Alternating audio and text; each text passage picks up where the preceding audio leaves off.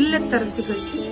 குடும்பத்திற்காகவே வாழ்கிறேன், குடும்பத்தினோடே வாழ்கிறேன், எனக்காக இல்லை ஒரு நிமிடம் கூட.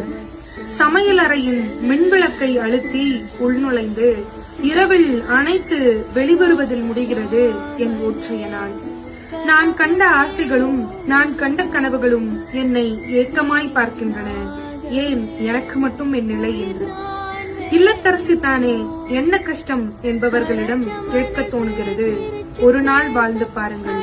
நானால் சமைப்பது, சமைத்த பாத்திரங்களை கழுவுவது, வீட்டு வேலைகள், இவைகள் ஒரு நாளும் என்னை விட்டு பிரிந்ததில்லை.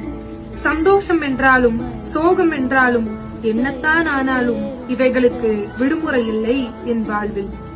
மனிதர்களிடம் பேசியதை விட என் வீட்டு சுவர்களிடம் பேசியதுதான் ஏராளம். கணவனுடன் கைகோர்த்ததை விட பாத்திர பண்டங்களுடன் கைகோர்த்ததுதான் அதிகம். ஓய்வு அறையில் செலவிட்டதை விட சமையல் அறையில் செலவிட்ட நேரங்கள் தான் அதிகம். சமைப்பதில் குறையிருந்தால் அதனை முதலில் கூறுபவர்கள், சமைப்பது பிடித்திருந்தால் ஒரு வார்த்தை கூட கூற மாட்டார்கள்.